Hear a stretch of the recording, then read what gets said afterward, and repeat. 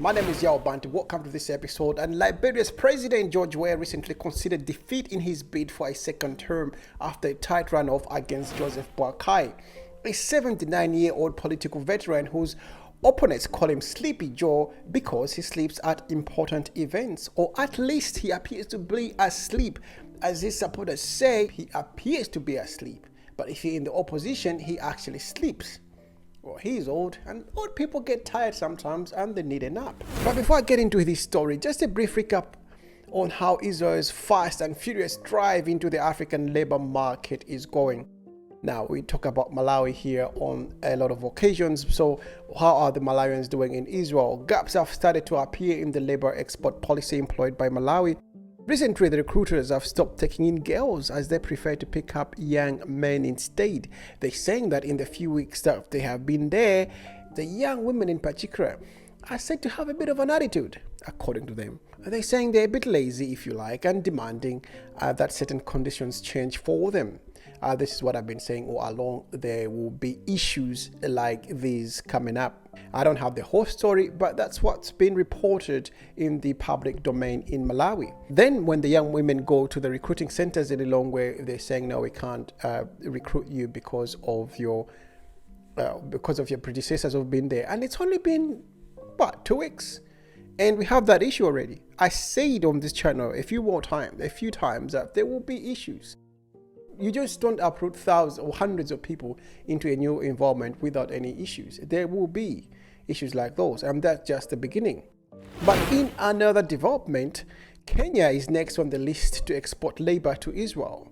According to the Kenyan government, an initial 1,500 young workers are set to go for the Israel farms to work there, and they'll be deployed on 3-year contracts. Obviously, they're filling the large labor gap left by over 10,000 Thai workers. 20% of the Palestinian people, the labor force used to work on the agricultural farms, and they're now barred from entering Israel for obvious reasons. Israel is at war. According to the Israelis, Tanzania will be next on the list as Israel looks up to fill up its labor shortage. So they need about 30 to 40,000 workers there just to fill up that gap. So the same debate in Kenya. Those who are for mention all the factors that we have said here: lack of employment, low wage. There's a large population of young people who have nothing to do. So what do? They would rather go to Israel and work. And others, they say, no, you can't do that. One, it's timing. It's a country at war. Why are we sending our young people to war? What are the guarantees that they're not going to end up in the fighting, and all sorts of reasons that comes up with it? Just seems to be split in the middle. Others are saying go, and others are saying don't go. And Israel have announced that the next stage will be Tanzania. So they are fast and furious in their quest to do that. Say, I put the blame squarely on politicians. Why our young people have to go there? It is because they have lack of opportunities. We never planned for our population boom. We don't have jobs. Anything else, that is squarely upon our politicians, not only past but the present, and even those who are to come, because we are going to be talking about the same issues years and years from now. We don't have jobs, we don't have this, and we've been talking about this for the longest time, but we're not doing anything about it. So what do we expect? We're going to get exploited because we're not fixing our house. So we'll see, we'll follow up the development of this story and how it pans out as usual. But back to our story here, a bit of context. In Liberia, the West African country, is a country that was established by returning African slaves from the USA and the Caribbean islands. Liberia's governance system and just about everything in general is modeled after the USA. The flag, I mean, the United States of America has got 50 states or 50 stars on their flag. The Liberian has 1 star on its flag, and they got the white and red stripes onto it. Very, very similar. The number plates for cars are American. The accent. We even have American accent. It's just about everything is Americanized in Liberia, including the voting pattern. They vote in November, and then the swearing-in ceremony for the president is in January. I was thinking about this. Imagine if this happened in Zimbabwe. He loses an election in November, and he will say, all right, I'll be the lame duck president till January, 2-3 months, till I hand over the presidency to some fella who has won. Do you see that happening? No, I don't. That is why some presidents, most African presidents, you vote for them in the morning, they announce in the morning, in the afternoon, they have to be sworn in. 1 week is such a long time in African politics, isn't it? The other voting pattern I've seen that is similar is voting for old presidents, because he's 79 years old. I mean, what is the retirement age in Liberia? How are we gonna talk about AI and everything else? Okay, maybe it was okay for some time to have older presidents, but now the world is moving so fast, way too fast. And then how are they gonna grasp the concepts of technology and everything else? Because let's face it, Africa has to jump a few hoops, a few stages of development. How is our industrialization going to look like? It's not the same industrialization post-World Wars. It's going to be different because of advances in technology, for instance. You think about your grandfather, would you put him in power as the president? Certainly not. I wouldn't put my grandfather in there. President-elect Mr. Boakai, who had served as vice president for 12 years under the former president Ellen Johnson Sirleaf, defeated Mr. Weah, a 57-year-old former soccer star, by a razor-thin margin. George Weah, we all know who he is. A razor-thin margin. That was like an understatement of the year, because the last time I checked, the difference was 29,000. I was thinking, in Africa, I've never ever heard of a sitting president, accepting defeat when he was losing by 29,000. That's just impossible. At least I wouldn't even accept it. I'll be saying, let's do a rerun or a recount or something. I just have a vibe that maybe President George Weah just had enough. Maybe it was something that he did it and then he was like, nah, it's not for me. So as soon as he had the opportunity to get out of power, he just ran. Because 29,000 in Africa, come on. Talking about George Weah, he is the only African ever to ever win the Ballon d'Or. Amazing, because we all talk about Messi's and Ronaldo's, but we had posters in the rooms and magazines with George Weah and everything, because he was the man, the myth, the legend, a true icon on the African continent. To understand President-elect Joseph Boakai, let's dig a little deeper into his history. I'm going to keep it brief. President-elect Joseph Boakai was born in November of 1944 into what many have called humble beginnings. Joseph Boakai grew up in the remote village of Wosonga in Liberia's northernmost country, Lofa. His parents could not read or write. Mr. Boakai studied at a school in the neighboring country of Sierra Leone and graduated from the College of West Africa in Liberia's capital, Monrovia. He then went on to complete a business administration degree at the University of Liberia. In a radio interview, Mr. Boakai said that as a young man, he walked from Wosonga to the capital in search of a better life. Mr. Boakai and his wife Khatum have 4 children. He's a Baptist and the deacon of the Effort Baptist Church. In the 1980s, Mr. Boakai served as Liberia's agriculture minister under the then president Samuel Doe, who was assassinated in 1990. That is very interesting there. So a few points right there. I think I've seen some people using or his history as inspiration. Look, they're saying he came in from humble beginnings. I'm like, okay, you were born in 1944 in Africa. I think we all had humble beginnings at that point. Is that something you could use for the campaign? Yeah, his parents could not read or write. Well, it's 1944 and we're in Africa. I'm not even gonna go there. How many people knew how to read or write? And he says he used to walk long distances in search for a better life. I was walking back and forth to school. Some of these things you can't use in Africa on the podium, like I used to walk long distances to school. You'll be like, yeah, so did I. So did everyone else.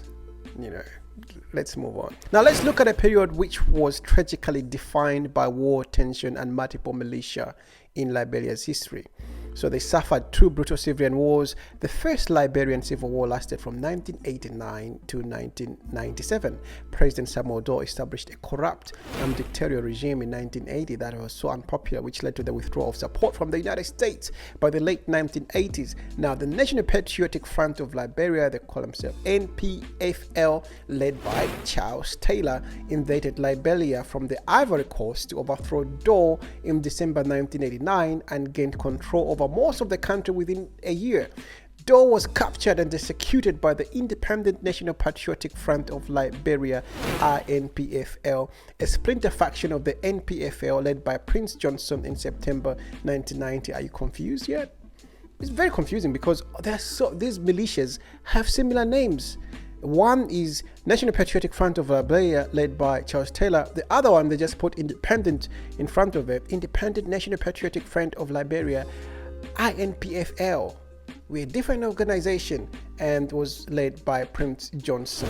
You know how they sort of assassinated Samuel Doe, that is Prince Johnson.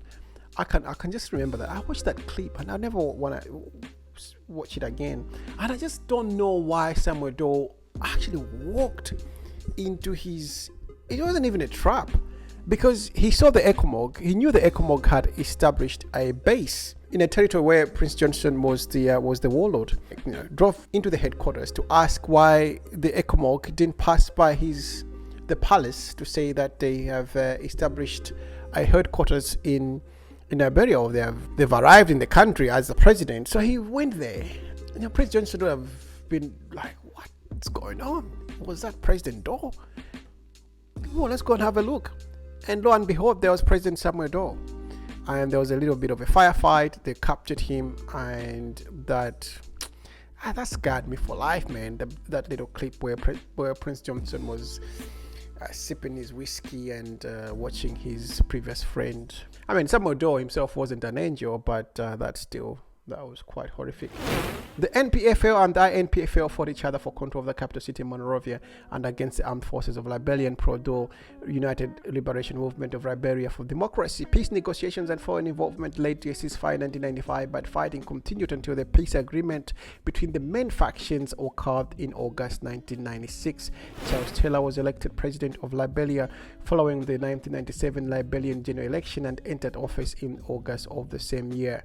The first Liberian civil war killed 200,000 people. The peace, however, did not last long, only 2 years, until the second Liberian civil war broke out when anti-Taylor forces invaded Liberia from Guinea in April 1999. What is with Liberian militias attacking the country from the borders? Or they came in from Ivory Coast, so they go out and let's get back into the country. Can you just start from somewhere in the same country? They have to go out, and it is like the playbook of Liberian civil war. The second Liberian civil war began in 1999 and came to an end in October 2003 when ECOWAS intervened to stop the rebel siege on Monrovia and exiled Charles Taylor to Nigeria until he was arrested in 2006. He was taken to Hague for his trial. By the conclusion of the final war, more than 250,000 people had been killed and nearly 1 million displaced. So altogether, these wars killed almost 500,000 people. Just remember, this is the time that we're hearing a lot about child soldiers, isn't it? And then Charles Taylor, his trial in Hague was so interesting. He had Naomi Campbell, the supermodel. She testified against him. I think she got given a huge diamond or some sort in South Africa as a gift from Charles Taylor. President-elect Joseph Boakai survived these wars. Remember, this is remarkable because he was a high-ranking official under President Doe. Now, Joseph Boakai became the vice president of Liberia following former President Ellen Johnson Sirleaf election as the first and only woman to have been elected as president in Africa. The two leaders had known each other for a long time. They are apparently lifelong friends. He was the vice president from 2006 to 2018. President-elect Boakai first ran for office in 2017, but predictably lost to George Weah, and no one was surprised by this result. Weah was just way too popular. Additionally, Madam Sirleaf Johnson did not endorse his candidature for presidency, despite being her vice president for 12 years, and was accused of supporting George Weah. Madam Sirleaf was actually seen with George Weah just before the election at an event in which her vice president was not invited. This is the thing with being a vice president in Africa. Just don't. If you're gonna be in government, don't be the vice president, because you get cast aside and that's it. Mostly don't ever hear about them anymore. But of course, there are exceptional cases like Ruto and now President Boakai, who actually managed to crawl back into power. During that failed 2017 campaign, Joseph Boakai famously characterized himself as a race car parked in a garage. a phrase which trended during the 2017 campaign. He said that description related to him wanting to do more as vice president, but he did not have the capacity to do so since he was not the president. That was his excuse. I mean, Sleepy Joe, that's what they call him. I don't believe that a race car is an accurate description of President Joseph Boakai. I don't think so, isn't it? Then enter the outgoing President George Weah, who was the president from 2018. President George Weah hasn't done any better. He went from being the most famous and beloved son of Liberia to losing an election in 6 years. Corruption became synonymous with Weah's government from the very beginning. First, President Weah refused to publicly declare his assets, despite doing so in 2015. He's like, nah, not this time. When he first ran for office, his officials followed suit. He said, the boss is not doing it, so why are we going to do it? Ignoring his mandate to declare theirs. But there was more ahead. Just 9 months into his presidency, the Liberian press reported that the alleged disappearance of $15.5 billion Liberian dollars, which is equivalent to something about $100 million at the time in banknotes, approximately 5% of the country's gross domestic product. So very significant indeed. An inquiry by Crowe, a Philadelphia-based firm funded by the United States government, revealed that the banknotes had not gone missing, but they had been illegally printed. The investigation also found that 16.5 million had been printed in excess and was unaccounted for. So much corruption there. These missing monies and plus many other scandals, including the mysterious death of 4 government auditors in a week in 2020, further disconnected the public from where he was also accused of going to Qatar, living his best life, watching the Soccer World Cup while his country was in economic turmoil. His son, by the way, plays for the USA men's soccer team, not Liberia. Liberians spoke with their vote. They preferred old Sleepy Joe just to end George Weah's incompetency as a political leader, which is a sad indictment of the football icon and the one who carried the hope of millions of Liberians. George Weah was known to break all sorts of football records, but he has broken an unwanted political record, being the first president since the early 1900s that a sitting president of Liberia has not been re-elected after serving only 1 term. I think if we actually look into it, he would probably be one of the few, if not the only president. Well, I know one, but it's probably in the top, maybe 1 or 2 others that have been kicked out after 1 term. President-elect Boakai will be sworn in January 2024, and he has a lot of work in hands to fix this economy of Liberia, because Liberia is going through tough times, and fixing that country is not going to be easy indeed. Will Sleepy Joe, as they call him, will he be able to fix Liberia? Time will tell, but people have put their trust in him, and rebellions, you must give him credit that they're actually looking for something new. Well, odd new, but they expect him to do better regardless of his age, and move the country of Liberia forward. I'll see you next time. Leave your comments below. Peace.